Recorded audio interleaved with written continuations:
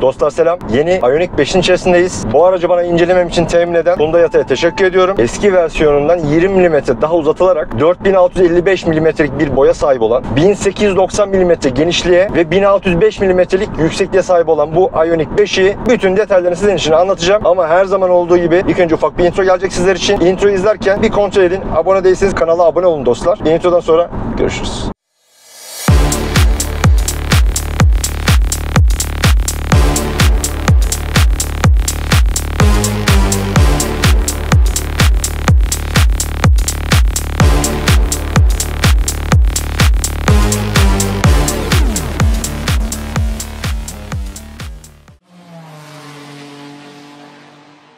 Evet, incelememize başladık. Ülkemize Dynamic ve Advanced paket olarak iki paketle geliyor. Aslında progresif de var ama yüksek ÖTV'lere takıldığı için ne yazık ki bu 4 çeker olan versiyonuna kolay kolay sahip olamıyoruz. Şu anda içinde bulunduğumuz araç Advanced paket. Advanced pakette 84 kW'lık bir batarya var. Ama Dynamic pakette 63 kW'lık bir bataryayla geliyor. 125 kW'lık yani 170 beygire tekabül eden bir güç sunuyor. Artı 350 Nm'lik bir torka sahip. Advanced olanında 160 kW'lık yani 218 beygire tekabül eden yine 350 Nm tork sunan bir üniteyle geliyor. Anladığım kadarıyla torku 350 Nm iki motorda sınırlandırmışlar. Yani çok daha üstüne çıkabilir ama hem bataryaların sağlığı açısından hem motorun ömrü açısından bunu sınırlandırmışlar. Dynamic paketin 0-100 süresi 8,5 saniye. Advance olanın 0-100 süresi 7,5 saniye. Fabrikasyon olarak ikisi de 185 km hızla sınırlandırılmış. Şimdi zaten trafik ve yol durumu müsait olursa 185'i görürüz. Artı birkaç 0-100 denememiz de olur. Fabrika verilerine bakarız hani uyuşuyor mu uyuşmuyor mu. 350 kW'lık ultra hızlı şarj istasyonlarında %10'dan %80'e 18 dakikada şarj edebiliyorsunuz. Bence gayet yeterli bir süre ki bu arabada 800 Watt'a kadar destekleyen bir altyapı var. Ufak tefek güncellemelerle hızlı şarj istasyonları da daha da hızlanırsa şayet bence 5-6 dakika en fazla 10 dakikada bataryanızı %10'dan %80 çıkartabilirsiniz gibi geliyor. Şu anda öyle bir izlenimim var. Evlerinizden de 11 kW'da yine şarj edebiliyorsunuz. Ayrıca 50 kW'lık şarj istasyonlarında da 58 dakikada yine %10'dan %80'e çıkarabiliyorsunuz. Fabrika verilerine göre tam şarjda 600 km'lik bir menzile sahip ama WLTP karma kullanım verilerine göre de yaklaşık 400 km'lik bir menzil belirtmişler. Aslına bakarsanız bu veriler 2 tonluk bir araç için bence gayet güzel. Advance paketinin ağırlığı 2060 kilo sürücü dahil. Dynamic paketin ağırlığı da 1955 kilo yine sürücü dahil olarak hesaplıyorlar bunları. Dediğim gibi yani 2 tonluk bir ağırlığa rağmen dikkatli de kullanırsanız şehir içi bence 500 kilometreleri çok rahat görebilirsiniz. Hatta şöyle bir sıfırlayalım mı?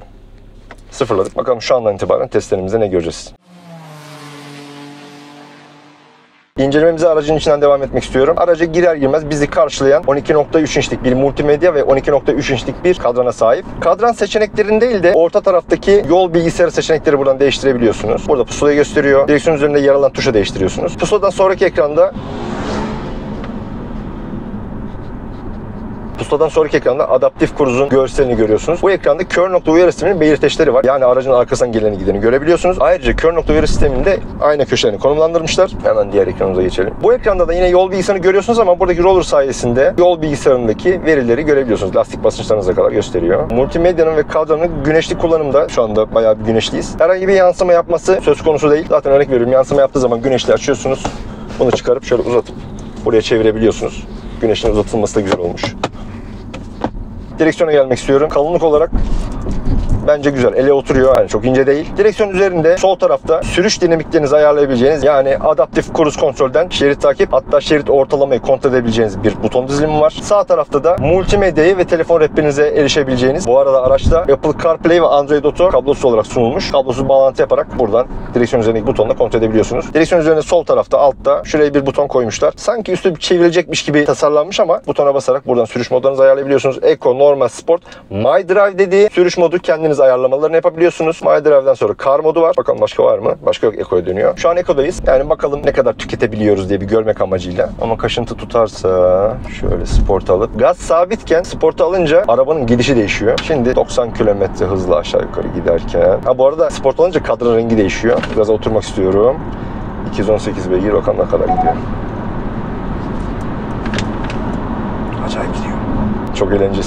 Direksiyon arkasında 2 tane kulakçık var. Bu kulakçıklarla rejeneratif frenin kademelerini ayarlayabiliyorsunuz. Örnek veriyorum, en sağdaki butonda rejeneratif frenlemeyi oto konumuna alıyor. Yani sizin sürüş dinamiklerinize göre, trafiğin durumuna göre kendi yükü arttırıp yükü azaltıyor. Şu an otodayız. Otodan uzun bastığınız zaman level 2'ye çıkıyor. Buradan level 1 yapıyorsunuz, hatta kapatıyorsunuz. Şu anda tamamen kapalı. Neredeyse sailing moddaymış gibi akarak gidiyor. Level 0, level 1, level 2, level 3 yaptığınız zaman, hatta maksimum konumuna aldığınız zaman iPedal'a geçiyor. Yani neredeyse arabayı frensiz kullanabiliyorsunuz. Şu an Şuradan ayağımı gazdan çektiğim zaman kendi fren yapıyor şeklinde.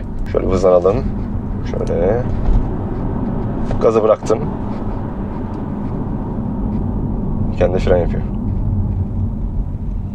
Durdurana kadar yapıyor mu? Yaptı. Hazır şurada durmuşken bir 0-100 testi yapalım. Sport modu alıyoruz. Bu arada rejeneratif fren de oto moddayken soldaki butona uzun bastığınız zaman buton üzerinden fren yaptırıyor size. Yani neredeyse ayağınızı fren pedalına koymuyorsunuz bile. Şimdi 0-100 yapalım. Bakalım kaç çıkacak. 3, 2, 1. Fabrika verisi Advanced donanım paket için demiştik. 7,5 saniye. 100'ü geçtik bile. Ufak bir viraj yaptık ama aracın süspansiyon sistemi konfor odaklı yapıldığı için bu tarz dönüşlerde biraz yatma eğilimi var ama sizi korkutacak düzeyde değil. Bu arada önde McPherson tipi gazlı amortisörleri var. Yağlı amortisörden gazlıya dönmüşler. Niye? Hem daha konforlu hem olacak arızalarda biraz daha ekonomik. Şurada bir sıfırdan dikilelim tekrar.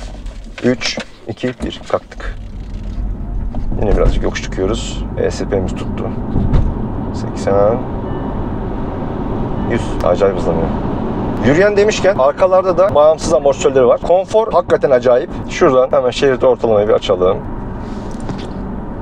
Bakalım ne kadar süre sonra direksiyon tutmam için uyarı verecek. Hemen verdi. Aşağı yukarı 10 saniye civarı. Şurada sert bir dönüş var. Bakalım nasıl yapacak. Evet. Şeritler kaybolduğu için tutmam gerekiyor. Şöyle arabayı sola doğru attım. Güzel ortalıyor. Bu araçta güvenlik sistemlerinin içerisinde kaçınma manevrası var. Yani örnek veriyorum, fark etmeniz ve sollama yapacaksınız. Karşıdan gelen arabayı algılayıp sizi tekrar geri bulunduğunuz yere sokuyor. Veya arkadan gelen araçlar için de geçerli. Siz sollama çıkacaksınız ama arkadan sizi sollanan arabayı fark etmediniz. Tam çıkarken arkadaki arabayı algılayıp sizi tekrar bulunduğunuz yere sokuyor. Direksiyondan bahsediyorduk. Birkaç 0-100 denemesi incelememizi bozdu. Hemen devam edelim. Direksiyonun arkasında bir vites kütüğü var. Bu vites kütüğünün uç tarafını çevirerek ileri geri boş ve park olarak ayarlayabiliyorsunuz. Park için buradaki butona basıyorsunuz. Şansımıza da hep kırmızı ışık geliyor ya. O zaman tekrar kalkacağız, ne yapalım? Şu an bayağı bir yokuş çıkacağız. ESP'yi de kapatalım mı? Buradan ESP'yi de kapatabiliyorsunuz. Hadi bakalım.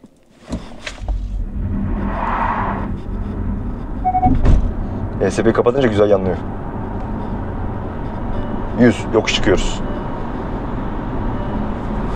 Biz ESP'mizi açalım. Bu arada ESP'yi göğüs üzerinde kadranın alttan yer alan sol taraftaki butonla açıp kapatabiliyorsunuz. Onun hemen yan tarafında da buton olarak bagajı açma kapama tuşu mevcut. Bu tuşa uzun basmanız lazım ki bagaj açılsın ve kapansın. Hemen multimedyanın altında burada hızlı geçiş tuşları var. Yani medyaya, navigasyona, ADAS yani araç ayarlarına erişebileceğiniz bir buton var. Ve hızlı geçiş butonlarının altına indiğimizde benim çok hoşuma giden, Hyundai'yi bu konuda tebrik ettiğim bir mevzu var. Klima. Klimayı multimedyanın içerisinden ayırmışlar. Gayet güzel. Tamam, klimada dokunmatik ama yerleri belli. Buradan menü içerisinden klimaya girip ayar yapmıyorsunuz. Çift bölge bir klimaya sahip. Sağa sola ayrı ayrı ayarlayabiliyorsunuz. Hemen klima panelinin altına iniyoruz. Burada bu arada konsolumuz ileri geri hareket edebiliyor. Burada bir tane USB Type-C portu var. USB Type-C portunun veri akışı ya da sadece şarj olarak ayarlayabiliyorsunuz. Artı hemen yanında da bir çakmaklık girişi var. Burası o kadar geniş ki tabii bu konsolu geri aldığınız zaman. Bu arada Advanced'de sadece bu konsolu ileri geri hareket ettirebiliyorsunuz. Dynamic pakette bu sabit. Konsolunu şöyle geri alalım. Konsoldan devam edelim anlatmaya. Burada bir kablosuz şarj bölmemiz var. Hemen yanında iki tane bardaklığımız. Bardaklığımız içine ben anahtarımızı koydum. Anahtarımız böyle arkadaşlar. Şöyle göstereyim ben size. Anahtarın üzerinde kilit açma kapama ve bagaj açma kapama düğmeleri mevcut. Yan tarafında bagaj açma kapama düğmesi. Aslında anahtar cebinizde olduğu zaman çok kilit açma kapamayı kullanmıyorsunuz. Zaten anahtarsız girişi var. Aracın yanına geldiğinizde kilitler otomatik açıyor. Kapıyı açmak için kapı kolları gizli biliyorsunuz. Kapı kolunun ön tarafından bastırıp da açabiliyorsunuz ya da ortasına yer alan elinize alacak ufak bir kutucuk var. Oraya yaklaştığınız zaman kapı kolları kendi otomatik açılıyor. Bu arada aracın şu tuşu, şurada görebiliyor musunuz bilmiyorum, aracı uzaktan çalıştırmaya yarıyor. Örnek veriyorum, kışın geldiniz, kaloriferiniz açık, arabayı kapattınız. Evinizden aracınıza girmeden 5 dakika önce, 10 dakika önce çalıştırıp aracın içinin ısınmasını sağlayabiliyorsunuz. Ama araçta herhangi bir zamanlayıcı yok. Yani daha önceden ayarladığınız saatte ses çıkmadan kendi otomatik yapmıyor. Sizin kumanda üzerinden bunu aktif hale getirmeniz lazım. Hyundai BlueLink denen bir teknoloji üzerinde çalışıyor ülkemizde. Bu BlueLink teknolojisi sayesinde cep telefonunuzdan aracınıza bağlanıp havalandırmaları açıp kapatabiliyorsunuz. Camları ayrı ayrı kumanda edebiliyorsunuz. Her şeyi yapabileceğiniz bir sisteme sahip. Bunun üzerine çalışıyorlar. Bakalım önümüzdeki günlerde geldiği zaman onu da inceleyeceğiz sizler için. Şimdi hazır durmuşken burada bir yine 0-100 sonra bir top speed testi yapacağız. Top speed 185'e sınırlı olduğu için yani çok fazla gitmemizin lüzumu olmayacak. Şuradan aracı sporda alalım. 3, 2, 1 kalktık. Ne biçim kalkıyor ya?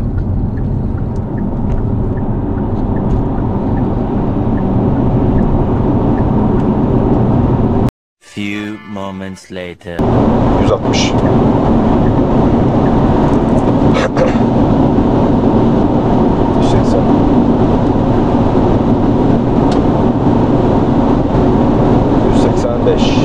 Bence 190 şu an. Hatta 190'da geçtik. Evet, 193 yapıyoruz. Orta konsolun üzerinde 3 kademe koltuk ısıtmalarının olduğu butonlar var. Onun yanında direksiyon ısıtmanın açıp kapatabileceğimiz bir buton var. Burada arka kamerayı aktif hale getirebileceğimiz bir buton mevcut. Burada da park sensörünü devre dışı bırakıp devreye alabileceğimiz bir buton var. Buranın etrafı piyano bilek olarak yapılmış. Yani çizimleri müsait ama çok böyle minimal boyutlarda olduğu için fazla bir müdahale edilmeden bence en az çizikle atlatılabilir. Bu kolçak kalkabiliyor. Kalktığı zaman burada kocaman bir saklama alanı var. Hemen bu saklama alanının önünde 2 tane USB Type-C çıkışı var. Burayı açabiliyorsunuz. Burada da işte ruhsatınızı, kaleminizi ve ufak tefek şeylerinizi saklayabileceğiniz ufak bir gözü var. Arkada da havalandırma menfezleri var. Arka havalandırma menfezlerini sütunların üzerine koymuşlar. Bu görüntü bana Volvo'dan tanıdık geldi. Bence güzel bir detay. Kolçanın arkasına koymaktansa direkt yolcuları yükleyecek şekilde sütunlar üzerinde bence olmuş. Arkada yine 2 tane USB Type-C çıkışı var. Eski kasalarından hatırlarsınız. Arkada bir de 220'lik bir prizimiz vardı. Bu araca koymamışlar. Isıtmalar sadece ön koltuklarda var. Arka koltuklarda ısıtma istiyorsak progresif paketini almanız gerekiyor. O zaten hem 4 çeker hem 300 küsur beygir. Ön 2 yolcu koltuğu elektrikli. Arka koltuklarda da ileri geri ayarını 60'a 40 olarak bölmüşler. Koltuğun altında yer alan mandalla ileri geri hareket ettirebiliyorsunuz. Bu arada sırt kısmı da açısı ayarlanabiliyor. Bayağı bir kademesi var. Hani 1-2 falan değil. Sırt ayarının olması uzun yolculuklarda arkada oturanların yorgunluğunu biraz daha alacaktır. Ki bence yürüyen aksam olarak uzun yolculuklara çok elverişli. Fazla konforlu. Fazla konforun ötürü araç virajlarda biraz yatma yapıyor ama hangimiz zaten 200'de viraja giriyor? Şurada bir viraj testi yapmak istiyorum. Eko'ya alalım. Çok hede gelmesini istemiyorum. Tamam, ESP'miz var ama ESP'yi kapatabilmeniz de güzel bir detay.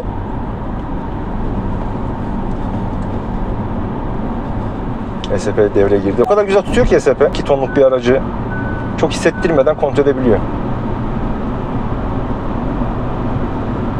Yani evet, yatması var ama korkulacak düzeyde değil. Şurada bir viraj testi daha yapacağız. Yine hava sıcaklığımız biraz düşük ama şansımıza yollar kuru. Tabii yine çok risk almayacağım. Her zaman dediğim gibi aracı en azından tek parça götürelim kendilerine. Şimdi sağ şeridimize oturduk. Hızlanalım bakalım kaçta döneceğiz. Genelde 85-90 arası süratlerle, ufak tefek kaymalarla viraj incelememizi bitiriyoruz ama bakalım şu an bir oturmak istiyorum gaza.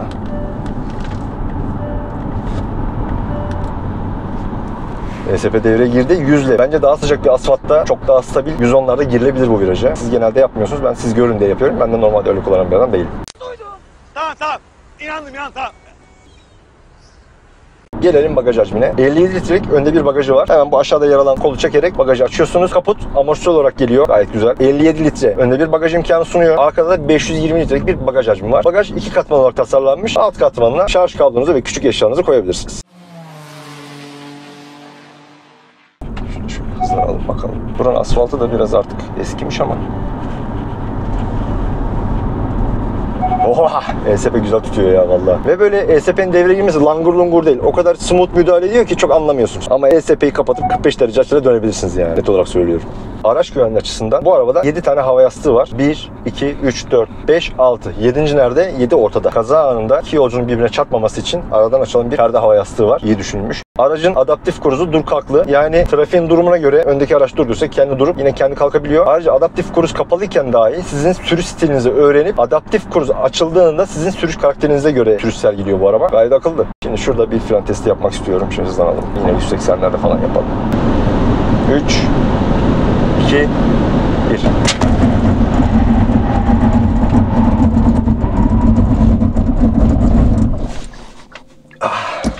Vallahi 2 tonluk arabayı güzel durduruyor. Dynamic ve Advanced paketinde olmayıp Progressive paketinde olan bir iç donanım özelliği var. Koltuklar yatak olabiliyor. Koltuğun altındaki ayaklı kısmı açılıyor. Tamamen düz pozisyona gelmiyor tabii ki ama sizin vücut ergonominize göre ayarlanmış bir yatış açısı var. Yine dediğim gibi yatak olarak kullanabiliyorsunuz. Kocaman bir panoramik cam tavanı var. Cam tavanın perdesi önden ve arkadan kapanıp açılacak şekilde dizayn edilmiş. Şuradan şöyle yapalım. Kameram var. Çok fazla kapatamayacağım. Bu kadar. Elektrikli araçlar biliyorsunuz yeterince sessiz olduğu için dışarıdan gelecek seslere karşı daha fazla önlem alıyorlar. Şöyle söyleyeyim. Camlarımız çift cam. Arkalarda keza aynı şekilde. Arka camlar zaten renklendirilmiş. Ön camlarda herhangi bir ton yok. 64 renk ambiyans aydınlatması var ama Advanced pakette, Dynamic pakette sayı daha az. Bu arada ambiyans aydınlatmaları söylemeden geçemeyeceğim. Hoparlör çerçevelerinde bile ambiyans aydınlatmayı kullanmışlar. Arkada da keza aynı şekilde. Arka hoparlörün çerçeveleri de yanıyor. Ayarladığınız ambiyans renklerine. Bu arada şu dikkatimi çekti. Torpidoyu değiştirmişler. Bir önceki kasasında torpido çekmece olarak açılıp kapanıyordu. Bunun normal torpido düzene geçmişler. Muhtemelen çekmece olan zaten araç sessiz olduğu için ufak tefek tıkırtı yaptıysa bu şekilde bir düzene geçmeleri bence gayet güzel olmuş. Torpidonun içine bakalım.